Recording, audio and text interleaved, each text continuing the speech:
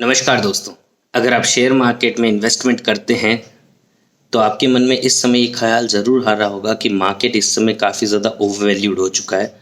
Because अगर आप यहाँ पर कंपैरिजन करते हैं तो निफ्टी का पी जो हिस्टोरिकल पी है, पिछले 10 साल का हिस्टोरिकल जो पी अगर आप देखते हैं तो वो 20 के आसपास रहता है, 20 टाइम के आसपास।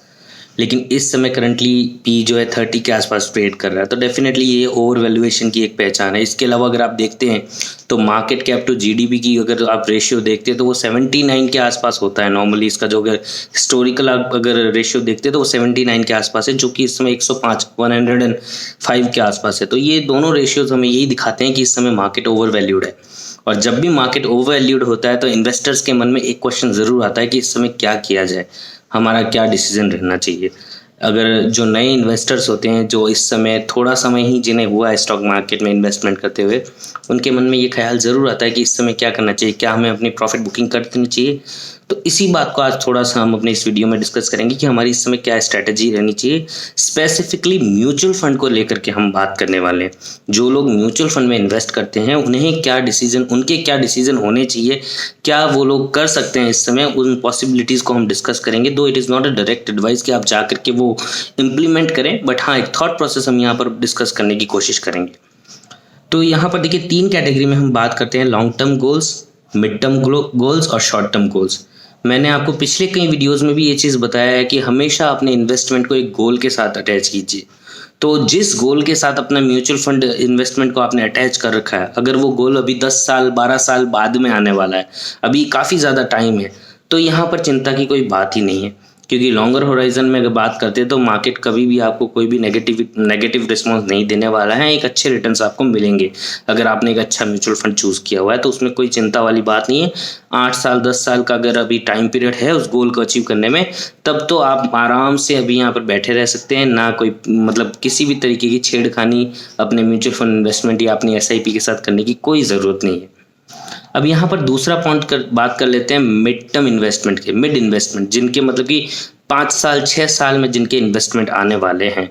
अब उनके लिए थोड़ा सा यहाँ पर देखने की बात है कि वो अब यहाँ पर सिस्टमेटिक ट्रांसफ़र प्लान के बारे में सोच सकते हैं। सिस्टमेटिक ट्रांसफ़र प्लान में यहाँ पर ये इन्वेस्टमेंट को इस तरीके से मैनेज कर सकते हैं कि जो इनका ओवरऑल इन्वेस्टमेंट अभी तक बना है, धीरे धीरे थोड़ा थोड़ा करके उसे डेट फंड में और डेट सिक्योरिटीज़ में इन्वेस्ट करना शुरू कर सकते हैं, ट्रांसफ़र करना शुरू कर सकते हैं। और इस तरीके से ट्रांसफ़र करें कि इनका जो गोल अचीवमेंट है उससे मिनिमम 1 साल पहले सारा पैसा उस तरफ ट्रांसफ़र हो जाए। सारा पैसा आपका जो ऐसे इक्विटी में लगा हुआ है वो वहाँ पर ट्रांसफ़र हो जाना चाहिए। और यहाँ पर अगर आपका शॉर्ट टर्म गोल बचा हुआ है, यानी कि अगले 2 या 3 साल में ही आपका गोल आने वाला है, तो डेफिनेटली यहाँ पर आपको प्रॉफिट बुकिंग एक बार सोचनी चाहिए। बिकॉज 2 या 3 साल अगर आपके इन्वेस्टमेंट को रहते हैं तो डेफिनेटली यहाँ पर नया इन्वेस्टमेंट तो सोचना ही नहीं चाहिए इक्विटी में। क्योंकि 2 या 3 साल में इक्विटी इतना अच्छा रिटर्न्स आपको दे ना दे, लेकिन हाँ आपका जो प्रिंसिपल अमाउंट है वो इरोड होने के काफ़ी ज़्यादा चांसेस रहते हैं। सो 2-3 साल के छोटे इन्वेस्टमेंट को लेकर के कभी भी आपको इक्विटी की तरफ नहीं जाना चाहिए। डेफिनेटली आपको डेट फंड की तरफ जाना चाहिए, डेट सिक्योरिटीज़ की तरफ जाना चाहिए।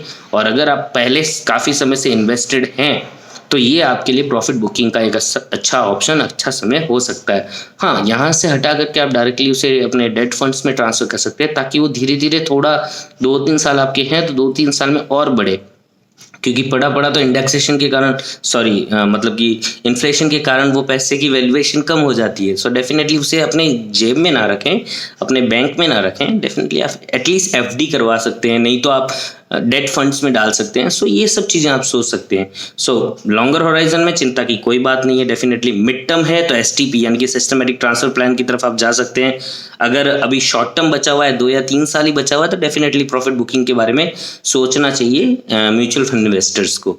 दो it is not a direct advice कि आप ऐसा करें। हाँ, ये एक डिसीजन होना चाहिए। नॉर्मली एक डिसिप्लिन इन्वेस्टर इसी तरीके से सोचता है, जो थॉट प्रोसेस मैं आप लोगों के साथ में शेयर करना चाहता था।